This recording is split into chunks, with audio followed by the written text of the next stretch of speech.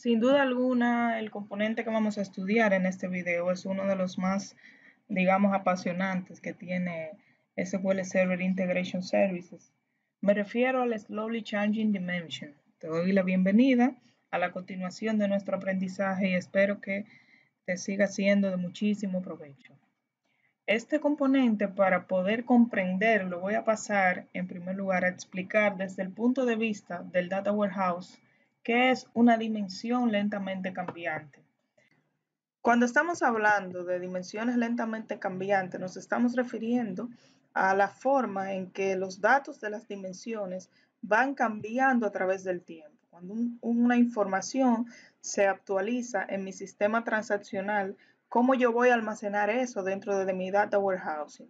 ¿Voy a almacenar un histórico de esos datos o lo voy a sobreescribir? Eso depende mucho de la visión del negocio como tal y de cuál dato, cuál columna tiene relevancia al momento de realizar análisis sobre ella ya cuando estamos en la parte de la inteligencia de negocios. Las dimensiones naturalmente pueden cambiar de manera muy rápida, como una clasificación de un producto, como un club de un jugador de fútbol, siguiendo el ejemplo que hemos estado desarrollando. Pueden cambiar no tan rápidamente como el nombre de un país, no es común que cambie, pero sí puede cambiar. O pueden ser totalmente estáticas. Esto es un concepto más o menos general, pero cuando lo llevamos a la práctica, al día a día, dentro de una empresa, quienes van a definir qué históricos van a almacenar y qué no, es realmente o son la parte interesada, en este caso el negocio, los líderes, los que están llamados a tomar decisiones.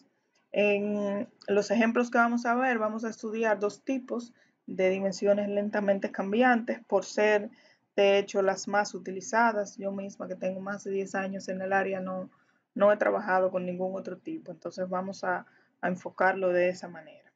El tipo de dimensión lentamente cambiante 1 es cuando sobreescribimos los datos. Un ejemplo muy sencillo, tengo una columna nombre y ese nombre en mi sistema, mi registro de clientes, un usuario entró y modificó, qué sé yo, tal vez Elena, por tomar mi nombre como ejemplo, se escribe con H y en el sistema estaba sin H, alguien lo corrigió, pero al momento de llevar eso al Data Warehouse, para mí, para mi negocio, no es relevante guardar ese histórico. ¿Por qué? Porque analizar cuáles nombres cambiaron de mis clientes no me va a aportar ningún valor al momento de yo tomar esa decisión. Si en cambio yo necesito almacenar un histórico de ciertos cambios, vamos a situarnos en el ejemplo del cliente nuevamente, esa persona que cambió de dirección, sí voy a almacenar ese dato, ese cambio dentro de mi data warehouse. ¿Por qué? Porque saber cómo se están moviendo mis clientes geográficamente, cuál es ese comportamiento, puede darme mucha información relevante al momento de yo tomar una decisión. Para ilustrar de una manera más gráfica lo que he tratado de explicarte, tengo aquí una hoja de Excel. En la misma voy a mostrar tres columnas, digamos que como lo tenemos en nuestro sistema transaccional. Vamos a imaginar que este jugador, Cristiano Ronaldo, se mueve de club y se va al Juventus. En mi sistema del día a día transaccional, ¿verdad? De mi base de datos de producción, como la llamamos, voy a sobreescribir el club de este jugador y ese cambio lo que hacemos es un update, el valor antiguo es totalmente sobrescrito o pisado por este nuevo dentro de nuestra base de datos y no tenemos ya manera quizás de saber de dónde venía ese o qué otro valor transformó esa columna y así sucesivamente. Entonces, dentro del Data Warehouse, y para que entendamos un poquito más lo que queremos hacer con este componente, el Slowly Changing Dimension, yo sí voy a almacenar ese histórico de esa columna que se llama Club, porque me interesa para un futuro análisis saber desde dónde y hacia dónde se están moviendo mis jugadores. Entonces, dentro del Data Warehouse, aunque este curso es de Integration Services, hay varios puntos aquí que sí debo aclarar. El primero de ellos es que dentro de mi tabla, dentro de mi dimensión jugadores, voy a tener una columna ID propia del esquema de Data Warehouse. Como es propia de ese esquema, es una columna numérica autoincremento, me va a generar cada vez que yo inserte una nueva fila que representa esa misma entidad, Cristiano Ronaldo, un ID totalmente diferente. ¿Qué sucede allí? Que entonces no voy a tener forma de saber realmente ese dato dentro de mi sistema transaccional a qué entidad pertenece. Por tanto, dentro del Data Warehousing, en mi arquitectura, en mi diseño, debo incluir una columna, un business key, una clave de negocio que me permita colocar estos registros en este contexto transaccional o de mi sistema para yo conocer realmente a quién dentro de mi tabla maestra pertenece ese registro. Lo siguiente que haremos en un esquema de Data Warehousing donde vayamos a almacenar históricos es necesariamente agregar una fecha de inicio, una fecha de fin y un flag que me indique si ese registro es o no el último. Esta opción es totalmente opcional, redundantemente hablando, porque con el filtro de la fecha fin is null puedo perfectamente identificar cuál es la última versión del registro, pero por un tema de rapidez en los queries, cuando tenemos grandes volúmenes de datos, es recomendable agregar esta columna y que sea de tipo bit, o sea 0 y 1. En el caso de las fechas, ¿qué es lo que voy a almacenar allí? Voy a almacenar como fecha de inicio el momento dentro de mi calendario en que ese registro, en que esa fila llegó a mi tabla de dimensión. Cuando ese registro sufre un cambio, acá como el que mostramos que se cambió de Real Madrid a Juventus, voy a almacenar una nueva versión de ese registro. Entonces, procedo a ponerle como fecha de fin a la versión anterior la fecha de inicio o la fecha donde estoy insertando el registro nuevo. O sea, la fecha de inicio de este debe ser necesariamente igual a la fecha de fin de su versión anterior. Pasando inmediatamente a llevarlo expuesto a lo práctico, tengo acá dos instrucciones de Transat. La primera de ellas, voy a crear un esquema nuevo llamado DW y dentro de ese esquema voy a crear una tabla llamada FIFA, aunque con muchísimo menos columnas que la que hemos venido trabajando anteriormente. Voy a agregar aquí, como les decía, el ID, que no es más que un entero autoincremento para control dentro de mi Data Warehouse, el ID key, que no es más que el ID de la clave de negocio que representa ese registro en mi sistema transaccional, en mi origen de datos, el nombre y el club. Como valor adicional, y les había comentado ya en la explicación previa, vamos a agregar dos columnas de tipo fecha, inicio y fin. ¿Ok? En este caso, podemos perfectamente especificarle a SQL Server que como valor por defecto, esa columna me tome un getDate. Vamos entonces a crear primero el esquema y luego creamos la tabla dentro del mismo con el nombre FIFA. Todo se ejecutó correctamente. Pasamos al SQL Server Data Tools y tenemos ya aquí un data flow con nuestra respectiva conexión. Vamos entonces a elegir los registros a leer desde la tabla FIFA. Por un tema de rapidez deberíamos tal vez elegir, qué sé yo, los 10 primeros registros. Exactamente, podemos perfectamente elegir los primeros 10. Para eso busco mi origen de datos que hemos estado utilizando y vamos a hacer aquí una consulta sumamente sencilla con un top 10 from FIFA a la tabla FIFA.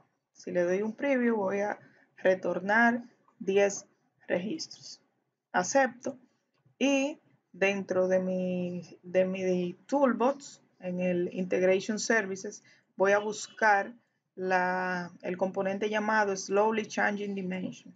Lo arrastro y procedo a conectarlo con mi origen de datos original.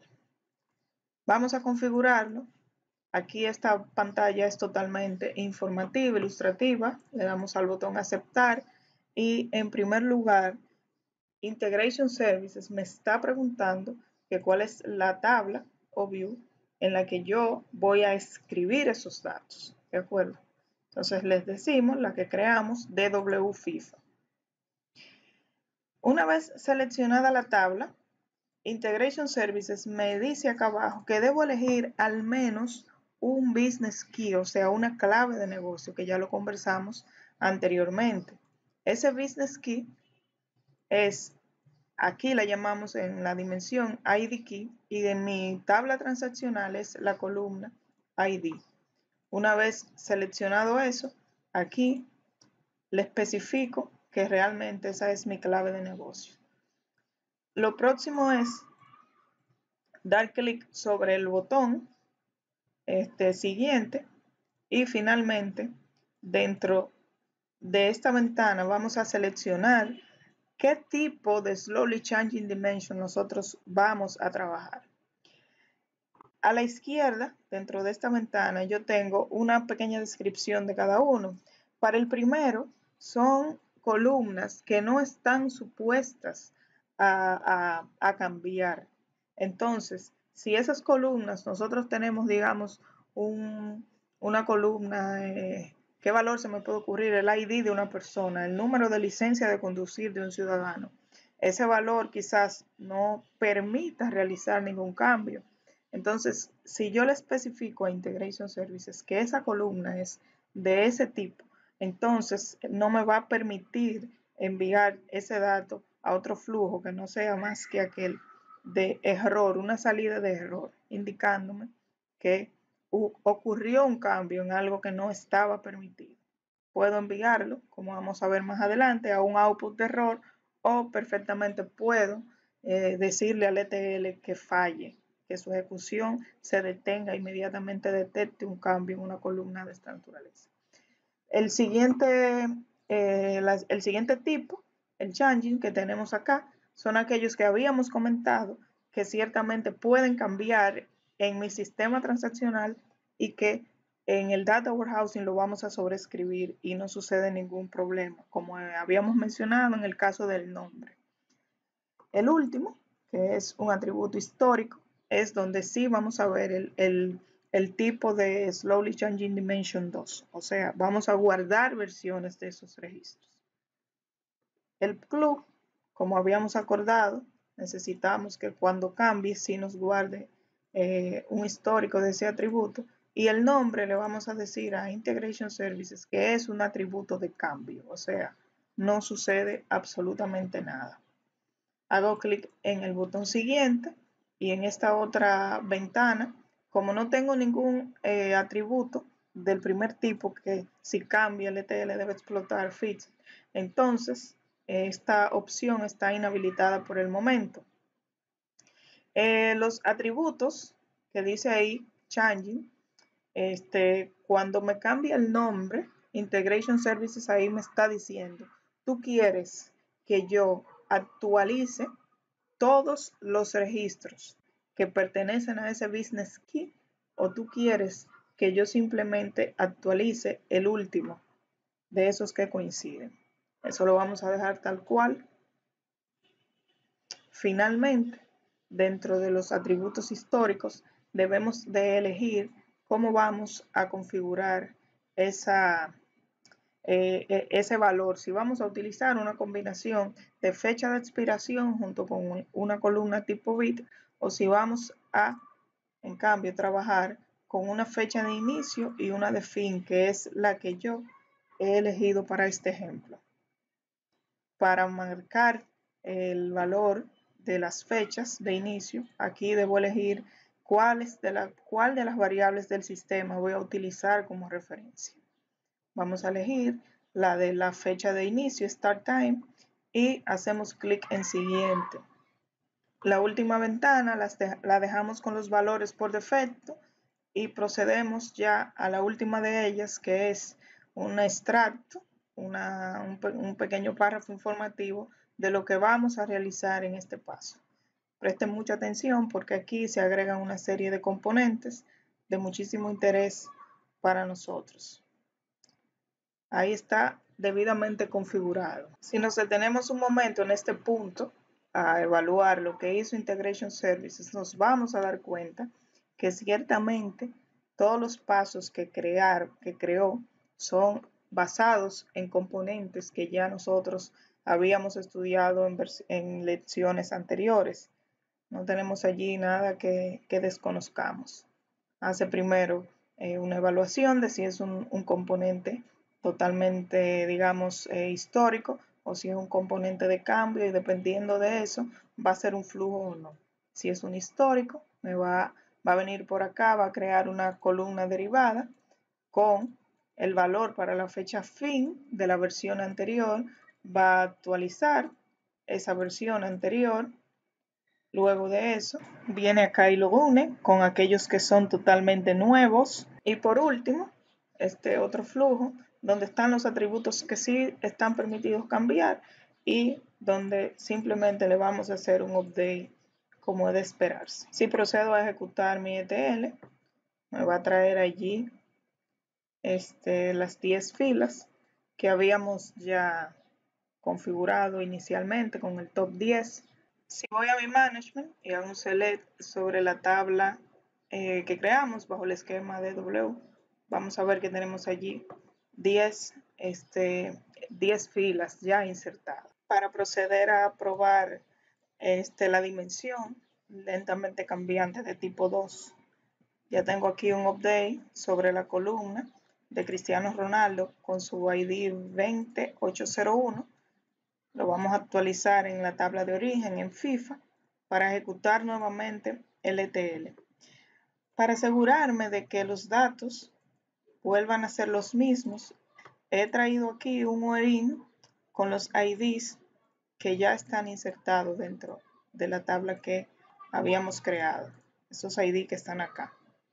Ejecuto nuevamente mi paquetito y vamos a esperar el resultado final para ver si realmente nos guardó una nueva versión de la fila correspondiente a Cristiano Ronaldo. Ejecuto mi consulta y vamos a validar que realmente Cristiano Ronaldo está apareciendo 2 veces dentro de mi tabla Data Warehouse y que dentro de la versión anterior, el ID 1, tenemos ya un valor dentro de la columna fin, indicando que ese registro ciertamente ya fue actualizado por uno nuevo, que en este caso es este que tenemos acá. Como los datos, el resto de la información no cambió en lo absoluto, fíjense que el ETL no insertó ya ningún otro registro. Espero que esta clase te sea de mucho provecho. Es realmente un componente muy útil cuando estamos trabajando en arquitecturas de data warehousing, por lo que te recomiendo que des tus propios ejemplos, que lo practiques y que vayas dominándolo de la manera más correcta que te sea posible.